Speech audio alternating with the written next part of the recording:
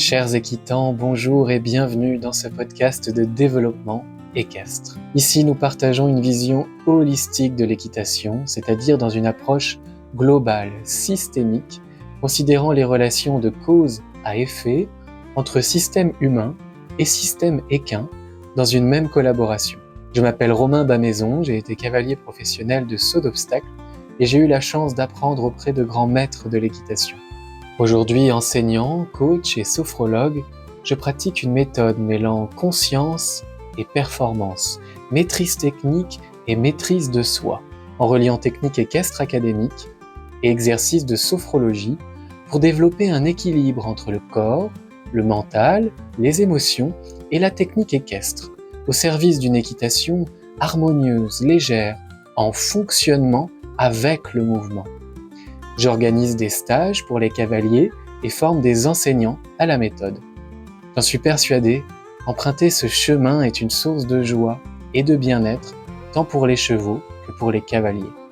Retrouvez toutes les informations sur mon site romainbamaison.fr, ainsi que mon livre Équitation consciente aux éditions Vigo.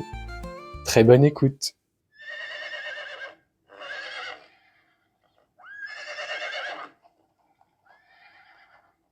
Bonjour à tous et bienvenue sur ce nouvel épisode du podcast Équitation consciente où on va donc parler aujourd'hui de l'approche psychocorporelle appliquée à l'équitation.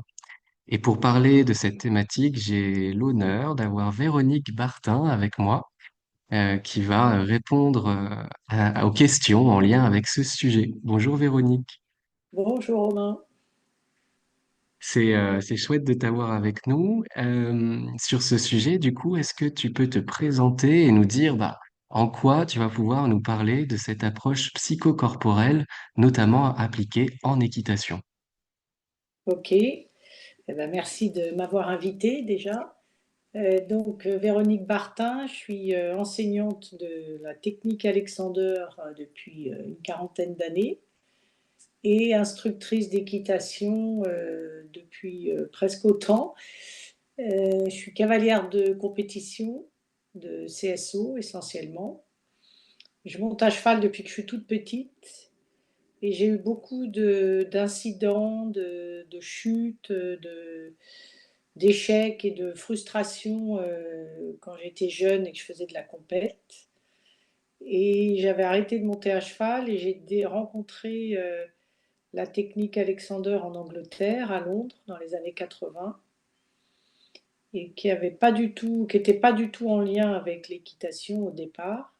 Alexander, c'était un acteur qui a eu des problèmes de fonctionnement vocal. Hmm. Et en prenant des cours de technique Alexander, j'ai réussi à faire le lien entre l'usage de mon corps, l'usage de mes pensées, le contrôle de mes émotions, particulièrement quand j'étais à cheval, comme j'étais cavalière. Et du coup, je suis rentrée ensuite en France pour me reformer au monitorat et à l'instructorat et faire le lien entre cette approche psychocorporelle de l'humain, et donc du cavalier en particulier, avec le cheval. Et donc, c'est Hmm. demander un peu de changement dans la manière d'enseigner, qui était à l'époque assez classique, et on était beaucoup sur le résultat du cheval, mais on n'avait pas beaucoup d'approche sur le fonctionnement du cavalier. En fait, quand on regarde les textes d'équitation classique, ou même la description du cavalier, de la position du cavalier à cheval, il y a la base est là, mais c'était enseigné d'une manière assez directive et ça supposait que les gens déjà s'utilisaient bien dans leur corps et dans leur être en général. Et avec l'équitation Alexander que j'ai créée du coup après, on s'est un petit peu plus penché sur comment transmettre cette conscience du corps et cette conscience de l'être dans son unité. Hmm. Oui, passionnant. Et donc, t'as vu des ponts qui étaient évidents et qui permettaient peut-être de gagner du temps aussi dans la progression, dans le plaisir et dans l'harmonie entre cavalier et cheval. Oui. En fait, au départ, Moi, j'ai appris, on me disait toujours quoi faire, mais on me disait pas comment le faire. Et ça, c'était un écueil assez courant dans la pédagogie équestre. C'est qu'on dit toujours au cavalier fais ci, fais ça, mais on ne prend pas tellement en compte comment il a interprété ce qu'on lui dit, qu'est-ce qu'il a vraiment compris. Et comme chaque cavalier est différent dans son fonctionnement, eh ben, chaque cavalier a une réaction, une réponse différente à ce qu'on lui, quand on lui demande de se redresser, par exemple. Mm. Il y en a, ils vont se redresser en se tonifiant, il y en a, ils vont se redresser en se durcissant, ou il y en a, ils vont se redresser en étant plutôt justes, s'ils sont à la base avachis, par exemple. Et donc le même mot, la même phrase demandée à différents cavaliers va avoir une réponse et un résultat différent. Donc moi, je suis plus sur aider le cavalier à prendre conscience de son schéma psychocorporel à la base, à pied, sans le cheval, pour que quand il est à cheval, il ait déjà une connaissance de lui-même et qui ne vient pas parasiter le mouvement du cheval. Mm. L'originalité de mon approche, c'est de travailler d'abord à pied et ensuite à cheval et de travailler vraiment les bases. Et après, Mm. aller faire de la technique. Mais pas aller dans la technique si on n'a pas un bon socle et un bon usage de soi. C'est-à-dire si Mm. le corps, le mental et les émotions ne sont pas en unité, Mm. il y aura toujours un élément de ces trois parties qui va faire en sorte qu'il y aura comme le grain de sable dans la chaussure, quoi. Mm. Oui, je te rejoins. Moi, je parle beaucoup de neutralité et c'est vrai que ça revient à ça, à être capable de se rapprocher. Peut-être que l'atteindre, c'est un peu utopique, mais se rapprocher du niveau zéro, corporellement, mentalement, émotionnellement, pour être capable de rien demander avant d'ajouter des actions justement techniques, comme tu en parlais. C'est vrai qu'on a tendance, ou on a eu tendance dans certains enseignements en équitation classique, parfois à rajouter une tension ou une action sur un déséquilibre.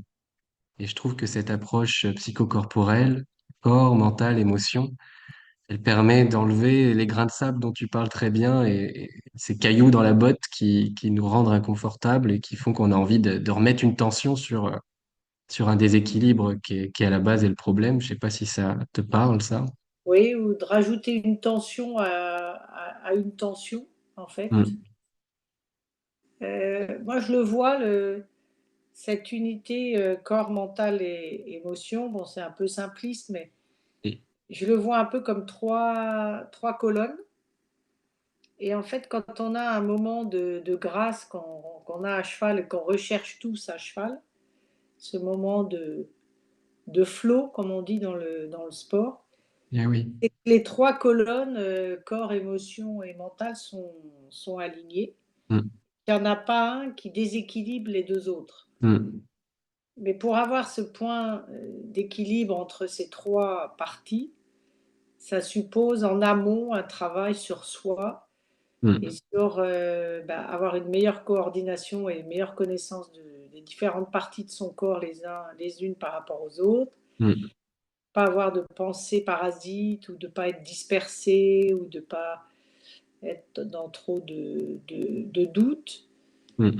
Et au niveau émotionnel, de ne pas se laisser dépasser. Les émotions, on en a toujours, Mm. mais qu'il n'y en ait pas une qui nous dépasse plus que ça pour pouvoir être tranquillement avec notre cheval. Ouais. C'est la différence entre se laisser traverser par une émotion ou laisser être une émotion et agir l'émotion. Et c'est vrai que parfois on devient et on agit l'émotion et elle se traduit dans le corps et du coup sur le cheval. Oui, c'est ça. Ouais. Hmm. Et aussi, c'est apprendre à accueillir nos tensions ou accueillir nos émotions. Et souvent, j'ai remarqué que Dès qu'on a un petit déséquilibre, on en fait toute une histoire, alors qu'en fait, si on était juste en observation de ce déséquilibre, Mm. ça ne deviendrait pas un énorme problème. Mais si notre mental, à ce moment-là, s'accroche et reste dessus, ça devient un problème. Ouais. Genre, j'ai raté l'abord de mon numéro un et je suis arrivée au numéro 5 et je suis toujours en train de penser à l'abord que j'ai eu sur le numéro un. Mhm. Et Oui, ça donc, c'est un exemple assez concret et courant. oui, et ça, c'est, voilà. Et là, du coup, je rate à un moment donné l'obstacle suivant, le 6 ou le 7. Non pas à cause du 6 ou 7, mais parce que je suis toujours restée sur la frustration du 1. Ouais. Oui, ça me fait penser à une phrase que j'aime bien, en tout cas qui me parle, c'est la résistance crée la souffrance. Et c'est Ah vrai oui, que plus on ouais, dit non à une pensée, plus elle devient forte, plus on dit non à une émotion, plus elle devient forte, plus on dit non à une personne qui veut absolument nous dire un truc, pour faire un parallèle, plus elle va oui, parler fort, si oui, vraiment elle a oui, envie de nous le dire, et je trouve que oui, c'est ça. Donc là, dans ce que tu dis, on comprend bien l'importance de la conscience mentale pour pas rester sur le numéro un quand on est au numéro 7. oui, ça a l'air tout simple comme ça quand on en parle. Mais Mais en c'est fait, tout un moi, j'ai travail. remarqué que à cheval, je progresse vraiment depuis que j'ai compris que, ok, aujourd'hui, je suis raide à droite, ok, j'ai un peu plus de charge mentale dans ma tête, ok, je suis un peu plus dans l'émotion. Hmm. Et c'est pas pour ça que je vais tout rater. Eh oui, Je fais avec, je reconnais qu'aujourd'hui je suis fatiguée, je reconnais que je suis tendue. Et le fait de le dire, de se le dire, de l'accueillir, de l'observer, hmm. ça atténue les effets négatifs que ça peut avoir après sur le cheval. Ouais. Tu rejoins une autre phrase que j'aime bien dire, c'est que identifier, ça permet de se désidentifier. Ah oui, Quand j'ai nommé la pensée qui est là et qui est revenue et qui me perturbe, ou la tension à tel ou tel endroit de mon corps qui me rend inconfortable, le fait de mettre un mot, voire une sensation, de localiser, ça permet aussi de faire la différence entre ce que je suis et ce que je vis. Et je trouve que c'est essentiel. oui, Et ça, et ça me fait penser aussi ce que tu dis, c'est dans cette approche psychocorporelle en équitation, finalement, quand on est capable de faire avec ce qui est là chez nous, ça présuppose qu'on va aussi être capable de faire avec ce qui est là chez le cheval dans l'instant. Et on le sait, hein, le mieux d'hier, c'est pas celui d'aujourd'hui, ni celui de demain. Donc c'est presque oui, une philosophie de vie et puis une philosophie équestre quand on commence à réfléchir comme ça. oui. Et plus on se dit que ce que quand je suis à cheval, le vivre comme une expérience et pas comme une succession d'exercices un peu bêtes et méchants, on va dire, Mm. ben, plus il y a la notion d'expérience et d'expérimentation, plus il y a un effet nouveauté, en fait, qui va être dans la séance, et moins on sera dans des habitudes. Et du coup, c'est cette notion d'expérience. Je vais faire l'expérience d'être moins en avant que d'habitude. C'est pas pour ça que je vais me pencher très en arrière. Je vais juste être moins en avant que d'habitude. C'est un peu plus subtil que de se pencher en arrière. Alors que d'habitude, dans la pédagogie habituelle, on voit un cavalier trop en avant, on lui dit bah, couche-toi en arrière. Donc à court terme, on se dit bah, là c'est bon, l'image est belle. Mais en réalité, le cavalier va tellement se contracter pour aller en arrière que finalement, il va être dans une tension et dans une contrainte. Mm. Le fait de se dire je fais l'expérience d'être un peu moins en avant, ça va m'amener à découvrir des choses différentes et beaucoup plus fluides. Ouais, Ça, c'est une des notions importantes dans notre travail d'équitation Alexander, c'est d'arriver à avoir de la fluidité autant dans notre corps que dans nos pensées et que dans nos émotions. exact. Et comme le cheval est toujours en mouvement, il y a des chevaux qui vont se mettre facilement sur la main, d'autres qu'il ne faut pas les mettre sur la main, d'autres qui vont avoir un galop rond et cadencé, d'autres vont être un peu plus, avoir des galops plus heurtés. Mais notre rôle, nous les cavaliers, c'est de nous adapter Mm. à chaque cheval. Et donc, si on est dans une notion d'exercice, on va se rigidifier. Alors que si on est dans une notion d'expérimentation, on va être plus dans de l'accueil et de la fluidité. C'est aussi le distinguo plus commun dans nos sociétés entre moyens et résultats. Ça me fait penser à ça, l'expérience, je l'identifie davantage comme un moyen, le chemin, Oui, plutôt que d'être focus sur le résultat. Et l'exemple que tu prends de la mise en main est très parlant, puisque je pense qu'on a été beaucoup à être obsédé par ça. Et c'est un résultat, et quand on en oublie les moyens et l'expérience de l'engagement, de la rectitude, du fonctionnement, de la bascule tête en colure, bah du coup, on passe à côté du résultat, oui, c'est ça. paradoxal. Hmm. Nous, Alors, on appelle ça le droit au but. c'est Vous ça, avez droit au but. droit au but. Dès qu'on est droit au but, on peut être sûr que le droit au but nous amène à avoir des tensions inutiles. Hmm.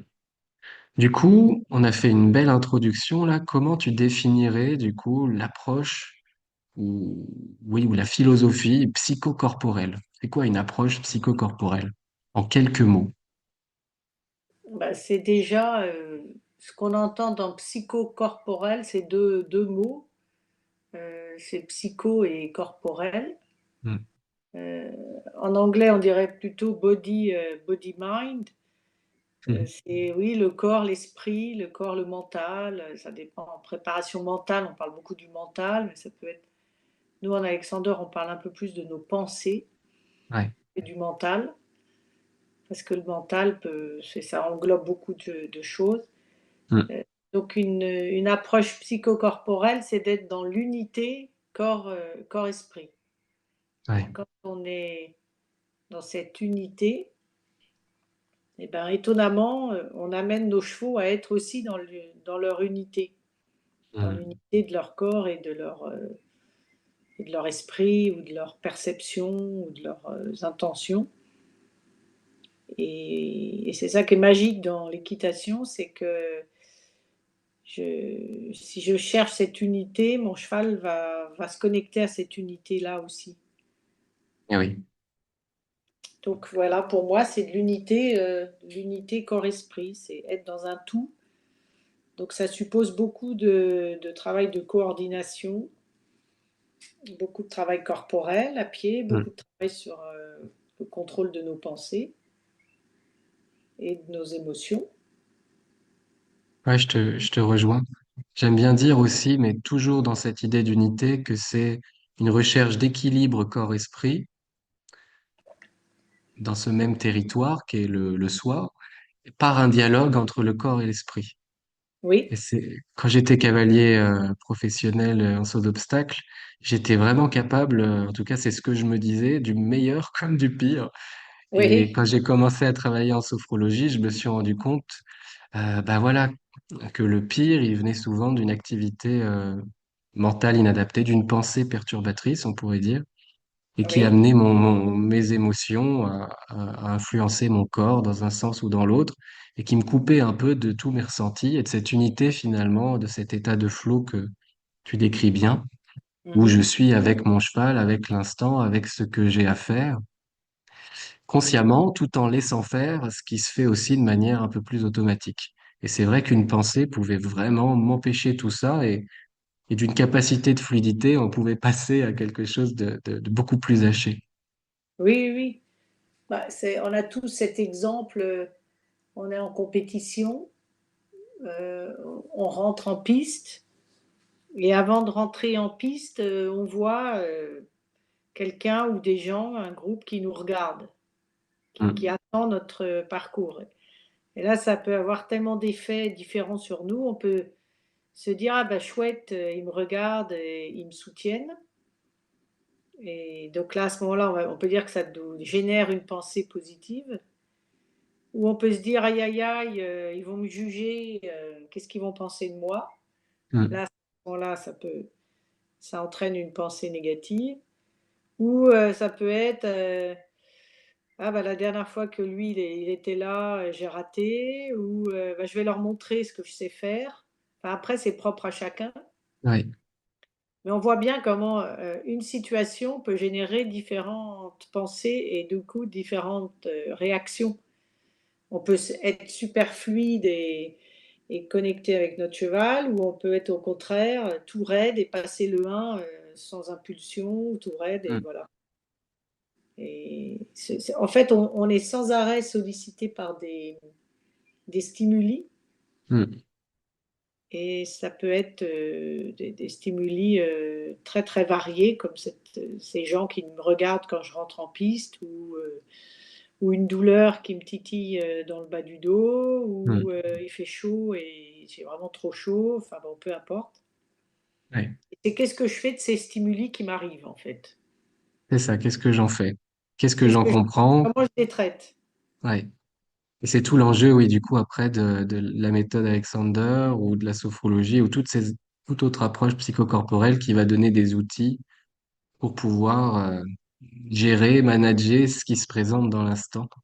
C'est ça. Et j'aime bien dire que l'esprit, c'est comme un muscle, enfin, si je l'ai pas inventé. Et c'est vrai que Oui, l'esprit s'entraîne comme le corps et à petit, on peut de plus en plus rapidement effectuer des mouvements de l'esprit oui, à notre service, au service du cheval. c'est ça. Et puis, cette unité intérieure dont tu parles, elle est importante parce qu'on cherche l'unité avec le cheval, mais c'est vrai que ça paraît difficile d'atteindre une unité avec un autre être vivant dans une pratique commune s'il n'y a pas déjà une unité en soi avec le cavalier, son corps, Et son oui, mental, ses émotions.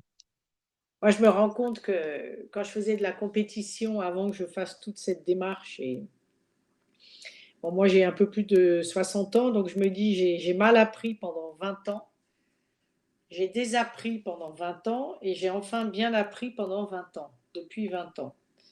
Euh, et là je me dis, mais avant, quand j'étais jeune, j'allais à la guerre, quoi, pour aller faire un parcours. Et j'étais pas du tout consciente de tous les enjeux qui entraient en jeu justement dans mon parcours. Mm. Et c'était à l'époque, c'était tir, pousse, galop. On était beaucoup dans le physique. Ouais. On n'avait pas du tout cette dimension du mental ni des émotions.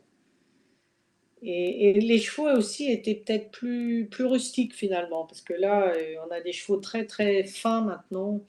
L'élevage a vraiment changé. Et on a des chevaux mais sûrement qu'avant c'était pareil, mais sauf qu'on leur parlait un peu plus en leur criant dessus, quoi. Ouais. Alors qu'aujourd'hui, on est plus centré sur nous, et du coup, ça amène sûrement nos chevaux à évoluer différemment. Ouais, ça, c'est C'est ça, clair. ouais, je crois. Donc, on l'a bien compris, le cavalier, c'est voilà, c'est une sorte de pont vivant entre intention mentale et action corporelle. Du coup, j'aimerais, si tu es d'accord, Véronique, qu'on passe, voilà, qu'on balaye ces trois axes essentiels qui sont le corps du cavalier dans la pratique de l'équitation, puis son mental ou ses pensées, puis ses émotions.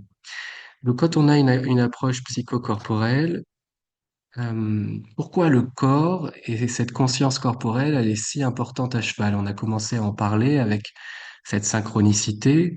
Est-ce qu'on pourrait parler du principe de schéma corporel que je trouve, moi, très parlant et qui est au cœur des approches psychocorporelles? C'est quoi Oui. le schéma corporel et quelle est sa place dans la pratique équestre? Bah, en fait, quand tu lis en équitation classique, il parlait d'accord des aides et d'indépendance des aides. Alors aujourd'hui, on parle de schéma corporel, c'est un mot plus du 21e siècle.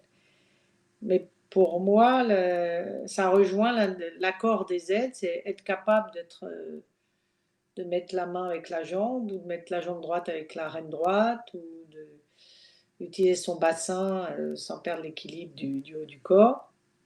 Et l'indépendance des aides, c'est disposer de mes aides, de mes jambes, de mes bras, de mon assiette, de mon regard, de ma respiration finalement, Mm. euh, sans détruire le reste des autres parties du corps.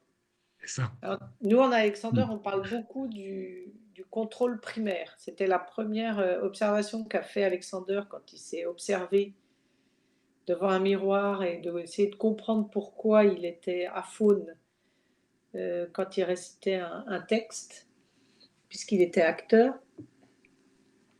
Et donc le contrôle primaire, c'est relation dynamique entre la tête, le cou et la colonne, tête-cou-dos. Et en fait, qu'on soit cavalier, golfeur, qu'on travaille à l'ordinateur, maçon ou jardinier, chez tous les vertébrés, ce rapport tête-colonne est très important. Quand on regarde un squelette, c'est l'axe principal, central de notre corps.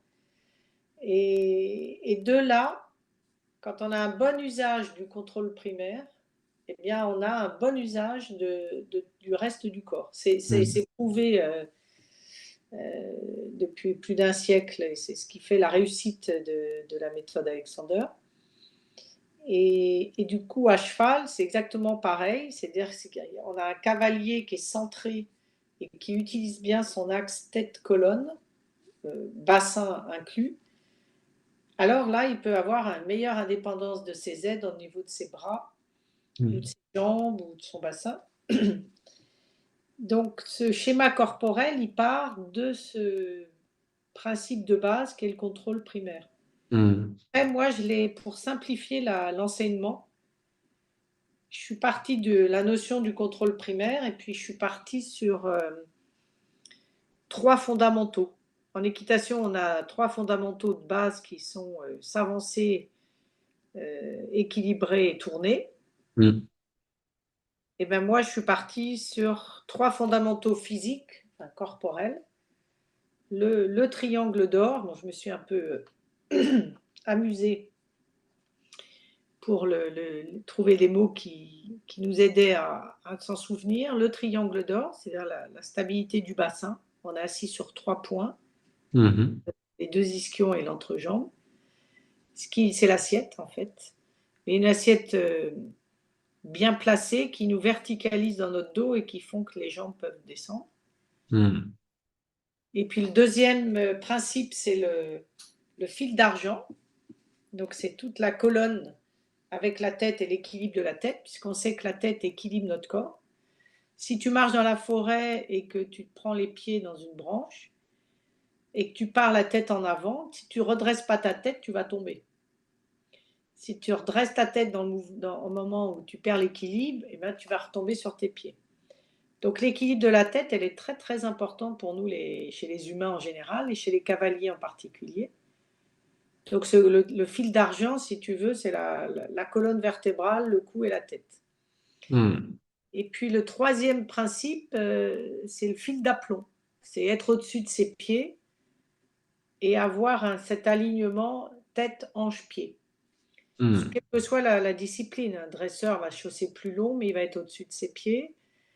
Un jockey va être un peu plus court, mais il va quand même être au-dessus de ses pieds. Un Ouais. cavalier de concours d'obstacles va être chaussé plus court, mais il va être au-dessus de ses pieds. Mm. Donc, par ces trois fondamentaux, le schéma corporel, c'est notre première porte d'entrée. Ouais. Ouais, je te rejoins. Génial.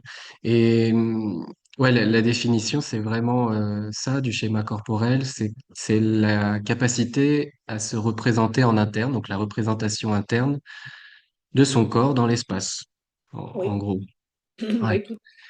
Et c'est clair qu'on comprend bien qu'à cheval, avec ces notions de coordination des aides, d'indépendance des aides, on comprend l'importance de représenter son corps, d'avoir cette représentation interne qui nous permet ensuite d'orienter notre corps dans l'espace.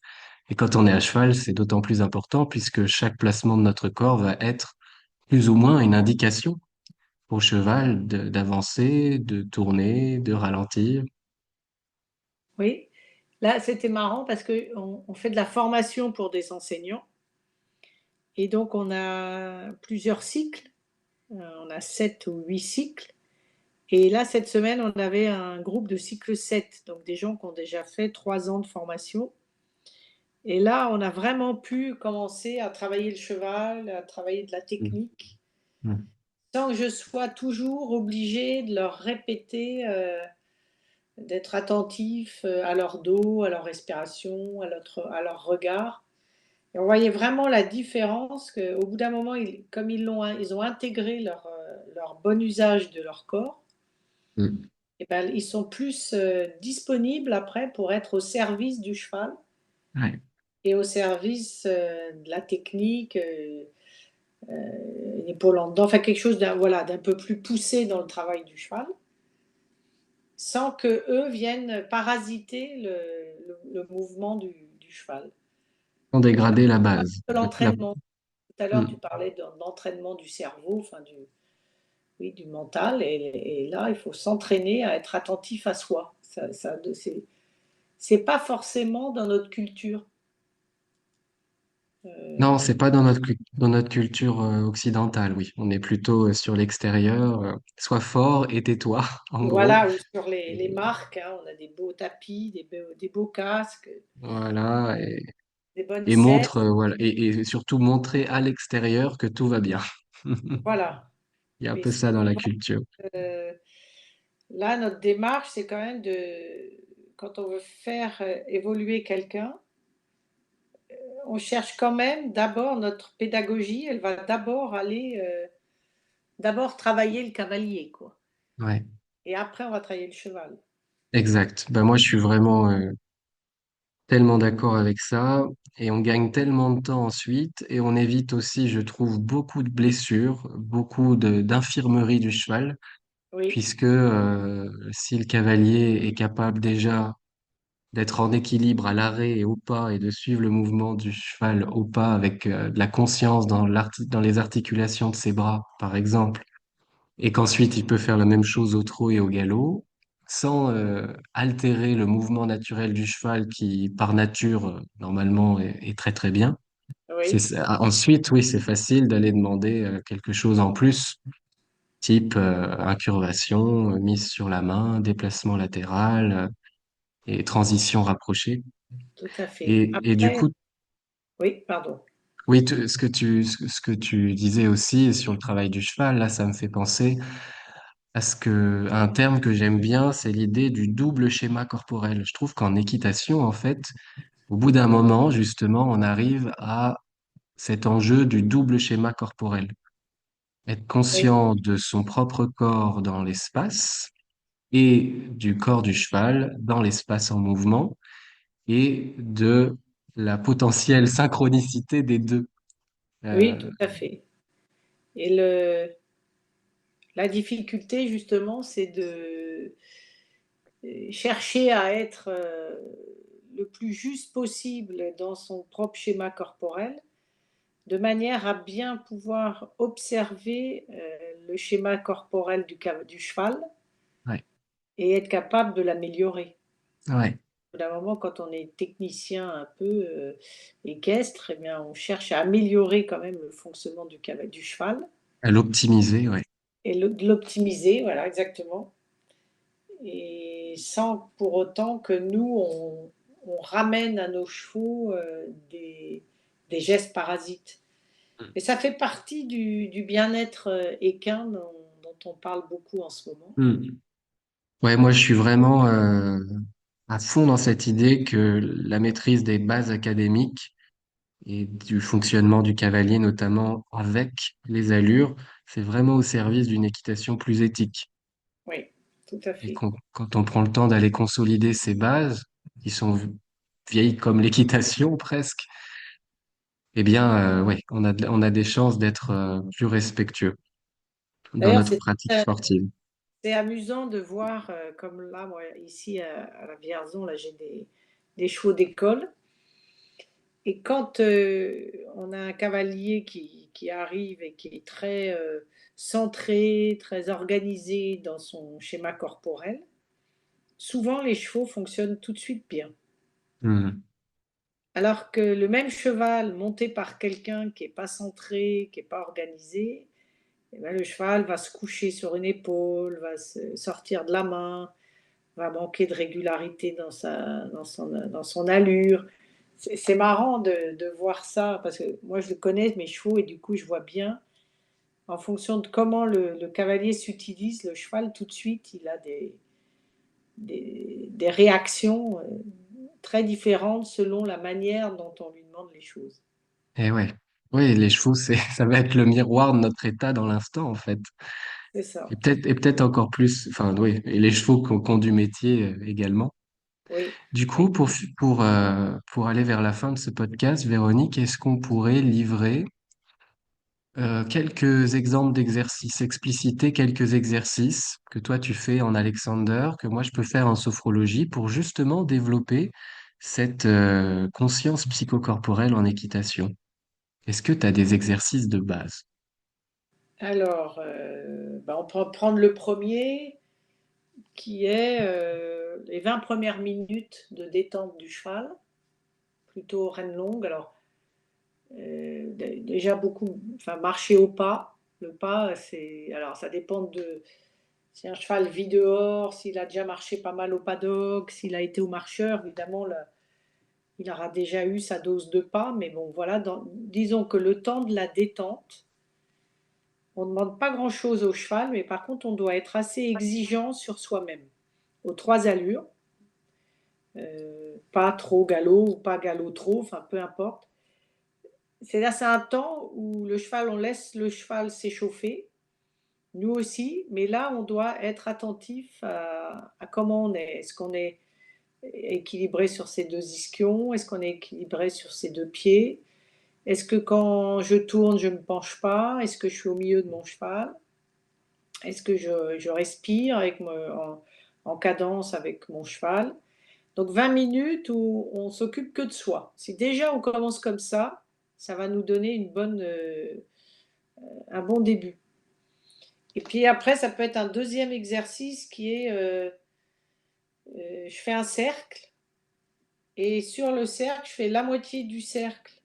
Je pense à moi, euh, à, à mon, à mon tracé, à mon équilibre, à mon regard. Voilà, je me donne un objectif corporel. Et puis la deuxième partie du cercle, là, je m'occupe du cheval.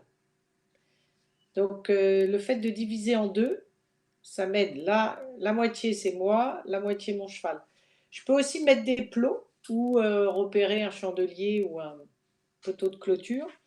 Et quand je passe devant ce point, je me fais un stop. Et je me dis, tiens, moi là, où est-ce que j'en suis dans ma posture? Est-ce que je suis pas. Donc, des petits plots, des chandeliers, voilà, sur le cercle ou sur une serpentine. Avoir des moments, des points très précis où je fais des stops pour revenir à mon schéma corporel. Ça peut être c'est un très bon exercice. Et puis un troisième exercice, c'est un départ au galop ou une session à la jambe. Enfin, je me donne un ordre et je ne le fais pas tout de suite, mais je me vois agir. Je me vois en train de me pencher, je me vois en train de me faire trop de mains pour la session à la jambe, trop de plis, je me vois en train de me tordre dans mon bassin.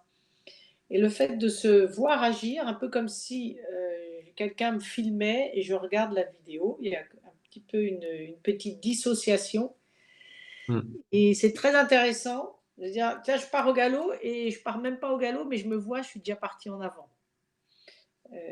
Donc ça, voilà, ça peut être trois exercices qui me ramènent à mon schéma corporel et à m'aider à m'organiser. Parce qu'en fait, finalement, souvent, comme on est droit au but, on perd la notion de comment je vais demander à mon cheval Ouais.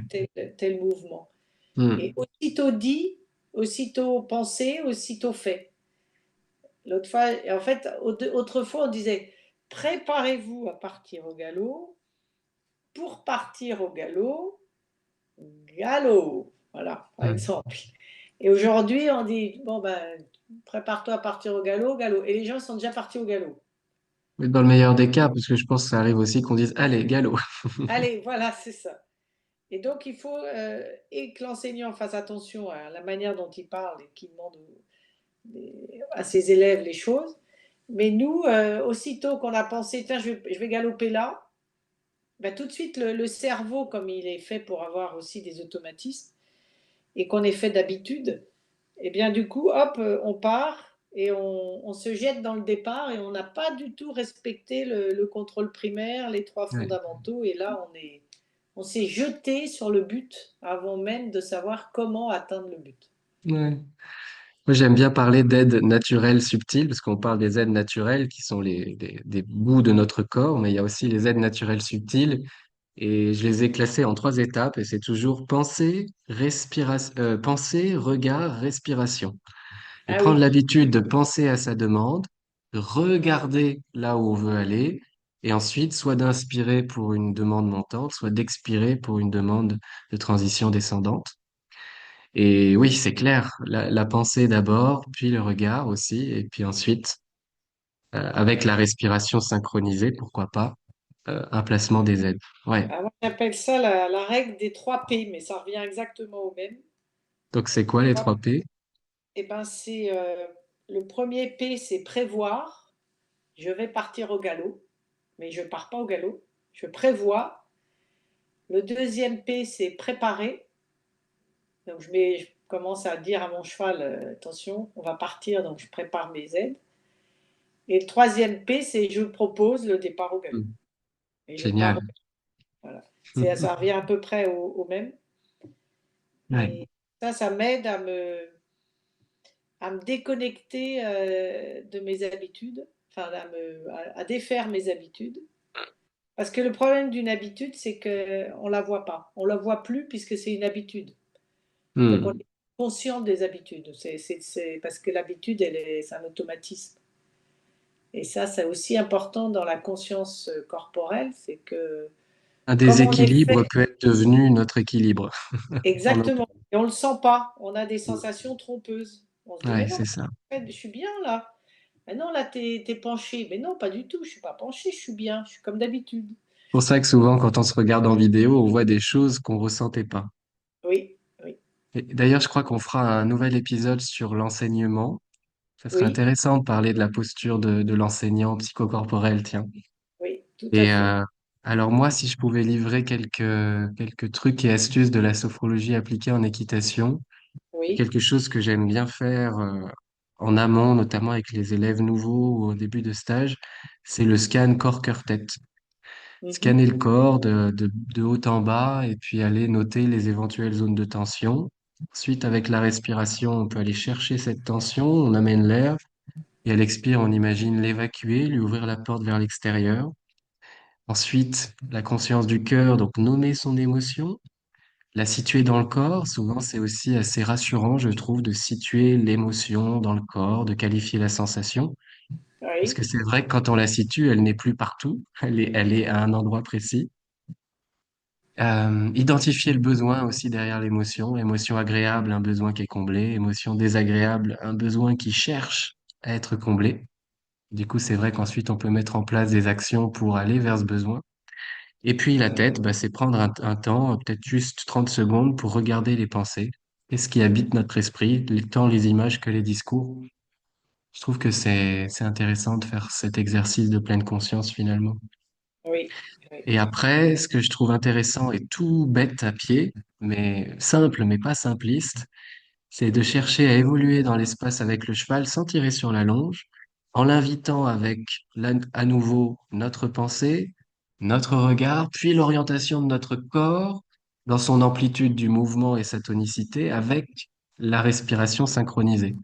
Et je trouve que déjà, quand on arrive à faire ça à pied, ensuite à cheval, on a des bons automatismes, ou peut-être plus rapidement, on arrive à préparer nos actions et à aligner à la fois notre respiration, notre orientation corporelle et l'orientation de notre intention. Donc à Mhm. pied, je trouve ça intéressant de jouer en fait avec le facteur un peu mimétisme du cheval qui va nous suivre ou ne pas nous suivre si on n'est pas convaincant dans notre Oui. corps Oui. et dans notre intention et notre respiration. Et ensuite, moi, ce que je trouve passionnant avec la sophrologie, c'est ces fameuses relaxations dynamiques, ces exercices en mouvement, synchronisés à la respiration, à une intention. On peut mettre justement dessus des intentions équestres. Donc à Mhm. la fois évidemment purement corporelles, mais aussi techniques. Typiquement, il y a des exercices comme les mi-corps qui permettent de préparer l'indépendance et la coordination des aides. Donc ce que je conseillerais, ouais, c'est de faire une ou deux relaxations dynamiques en début de séance, à pied ou à cheval ou les deux. Et ça permet d'échauffer le corps et l'esprit à la pratique. Et ce qu'il y a de bien, c'est que sur ces exercices aussi, on peut mettre des intentions mental, émotionnel, pour déprogrammer, mettre dehors un truc qui est trop lourd pour nous ou qui va pas nous servir, ou au contraire ramener en nous, cultiver, s'infuser de quelque chose qu'on a envie d'amener dans notre séance. Et ça, c'est chouette. Et la dernière chose que je pratiquerai, que je conseillerais en sophrologie appliquée en équitation, c'est ce qu'on appelle en sophrologie la sophronisation de base, mais en fait, c'est juste un scan du corps point par point. Tu sais, quand tu es à cheval, tu pars du sommet de ton crâne et puis tu détends le cuir chevelu, tu détends le visage, tu détends les épaules, etc. jusqu'au bout des doigts, puis le buste, puis le bassin, puis les jambes jusqu'au bout des pieds. Et je sais que moi, depuis que je fais ce scan corporel de relâchement, ensuite, je me sens beaucoup plus près de mon cheval et surtout beaucoup plus neutre. J'ai l'impression de l'entourer davantage avec moins de tension. Plus l'envelopper. C'est ça. Ouais. Ouais. Et ensuite, dans la séance, dans la mise en mouvement que tu décris très bien, cette détente aux trois allures où on va chercher à être très rigoureux avec son fonctionnement corporel et la préparation de ces actions toutes simples de la détente, et bien chercher à conserver, à rester proche de ces sensations-là de juste tension et du coup d'un maximum de relâchement. Mhm. Ouais. Voilà. Ça, c'est vrai que c'est des exercices de sophrologie qui sont vraiment au service de l'équitation. Mhm. Ça serait quoi le mot de la fin, Véro, pour ce podcast sur l'approche psychocorporelle de l'équitation? Un truc un peu encourageant que tu aurais envie de partager aux cavaliers qui vont écouter. Oui. Euh, Bah, de continuer à se faire plaisir à cheval, parce que même si c'est du travail, il y a quand même la notion de plaisir et de faire corps avec son et de faire couple. Moi, je dirais que c'est de faire couple. Ouais, Voilà. Le mot de la fin, c'est faire corps avec soi-même et faire couple avec soi-même et après faire couple avec son cheval. c'est ça. Voilà. Être dans l'unité de soi et pour être dans l'unité avec mon cheval. Hmm. Voilà, Bah, c'est je le vais te mot connexion, rejoindre. le mot connexion qui est à la mode en ce moment. Oui, qui est tellement vrai aussi. Oui, et puis avoir de la bienveillance avec soi-même et avec nos Hmm. chevaux. Ouais. Bah, je vais te rejoindre parce que mon mot de la fin, c'est ce que tu as dit, c'est s'offrir à soi et se donner à soi ce qu'on aimerait offrir au cheval ou trouver en soi ce qu'on aimerait trouver chez le cheval. Donc ça peut être le relâchement, ça peut être l'amplitude articulaire. Elle passe d'abord par le cavalier avant que le cheval puisse la trouver. Et ça peut être sur un plan émotionnel, s'amener de la douceur si on a envie d'une relation douce avec le cheval et d'un cheval doux, ou s'amener de la confiance et de l'optimisme mentalement dans les pensées, si on a envie d'un cheval qui nous fait confiance et qui évolue avec confiance. Ouais, je suis persuadé qu'on peut, un peu comme entre humains, hein, finalement, on peut donner à l'autre avec un grand A, humain ou cheval, que ce qu'on cultive en soi et ce qu'on s'autorise en soi. Oui, ça c'est sûr. Ouais. Voilà, facile à dire comme ça en Ah, podcast, mais c'est-à-dire, allez, au boulot un tous les matins, travail d'une vie, voilà. c'est le travail d'une vie. Au moins, on sait Bon, pourquoi on se lève tous les matins. exactement. Mm. Véro, si on a envie de travailler avec toi, où est-ce qu'on peut te retrouver? Alors, on peut me retrouver sur méthodealexander.com, Ouais. mon site Équitation Alexander, où là, il y a des stages de proposés à Vierzon, en région centre. Et de temps en temps, je me déplace un peu, mais voilà, là, vous pouvez avoir tous mes coordonnées et l'agenda avec des stages amateurs ou des stages pour les enseignants, donc des formations pro. Ok. Et on a Et aussi bientôt un stage. du Donc, 20 au 22 juin, ouais, qu'on a un stage ensemble, donc équitation Alexander et sophrologie appliquée en équitation. Pendant voilà, 3 jours. à Vierzon pendant 3 jours. Vous pouvez être Trop chouette. hébergé et c'est Centre France, donc on peut venir de partout. C'est ça. Bon, bah, moi, évidemment, je recommande parce que je suis déjà venu à tes stages en tant que cavalier et puis j'organise mes stages chez toi en tant que Et, formateur et sophrologue. Donc, il y a vraiment tout pour être heureux sur place. et on a une très bonne Bon, cuisinière, donc c'est agréable aussi de bien manger. oui, une bonne cuisinière, le logement est sympa et les Oui, chevaux aussi sont très, très oui, chouettes. voilà. Et vous pouvez venir avec ou sans votre cheval, les deux sont possibles. Ok, super. Bah, merci Véro pour ce Merci temps d'échange. de m'avoir invité. Bah, avec grand plaisir. Et puis bah, on se dit à bientôt, du coup, peut-être pour un nouvel épisode. Ok, avec plaisir. Ciao. Ciao. Bye bye. Bye bye.